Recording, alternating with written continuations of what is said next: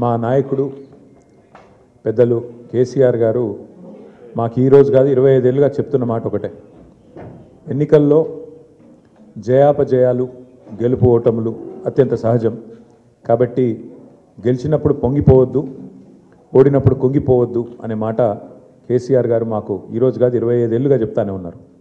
ఈరోజు కూడా సహజంగానే ఫలితాలు మమ్మల్ని కొంత నిరుత్సాహపరిచిన మాట వాస్తవం, దానిలో ఏమీ అనుమానం లేదు.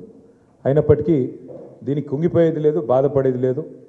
బాధపడిపోయి మరి మా పాత్ర ప్రతిపక్షంగా మా పాత్ర పోషించకుండా ఊరుకునేది లేదు. ముందుగా హృదయపూర్వకంగా జూబ్లీహిల్స్ నియోజకవర్గంలో జరిగిన ఉప ఎన్నికల్లో గత 45-50 రోజులుగా నిర్విరామంగా కష్టపడ్డ మా తమ్ముళ్ళు, మా చెల్లెళ్ళు, మా గులాబీ దండు కేసీఆర్ గారి బృందానికి శిరస్సు వంచి హృదయపూర్వకంగా నేను ధన్యవాదాలు తెలియజేస్తున్నా. వారికి వినమ్రంగా మనస్ఫూర్తిగా కృతజ్ఞతలు తెలియజేస్తా ఉన్నాను.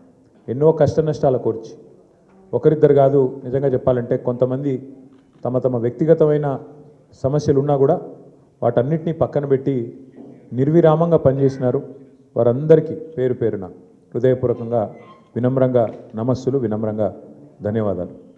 దాదాపు ప్రతి బూత్లో 407 బూత్లు ఉంటే ప్రతి బూత్లో మా జూబ్లీహిల్స్ స్థానిక నాయకత్వం చాలా అద్భుతంగా కష్టపడ్డారు. వారికి కూడా హృదయపూర్వకంగా నా ధన్యవాదాలు, హృదయపూర్వకంగా వారికి కూడా నమస్కారాలు. శ్రీమతి మాగంటి సునీత గోపీనాథ్ గారు అభ్యర్థి కొత్తదైనప్పటికీ, వారికి ఇదివరకు రాజకీయ అనుభవం లేకపోయినప్పటికీ వారు కూడా నిజంగా చాలా కష్టపడ్డారు. చాలా పెద్ద ఎత్తున వారు కూడా మరి పోరాటం కూడా చేసినారు. చివరి రోజు మరి ఏ రకంగా వారు పోరాడినారో మీరు అందరూ కూడా చూశారు. వారికి కూడా నా అభినందనలు. ఎందుకంటే కొత్త అభ్యర్థి అయినప్పటికీ ఎక్కడా కూడా ప్రత్యర్థి, ముఖ్యంగా అధికార పార్టీ అయినప్పటికీ, అధికార యంత్రాంగం మొత్తం ఉన్నప్పటికీ వారు కూడా మొక్కవోని ధైర్యంతో కొట్లాడినారు. సునీత గోపీనాథ్ గారికి మనస్ఫూర్తిగా నా అభినందనలు.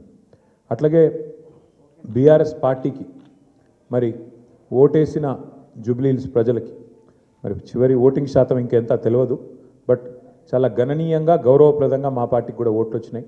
మరి మాకు ఓటేసిన జూబ్లీహిల్స్ ప్రజలందరికీ కూడా పేరు పేరున వారికి కూడా కృతజ్ఞతలు.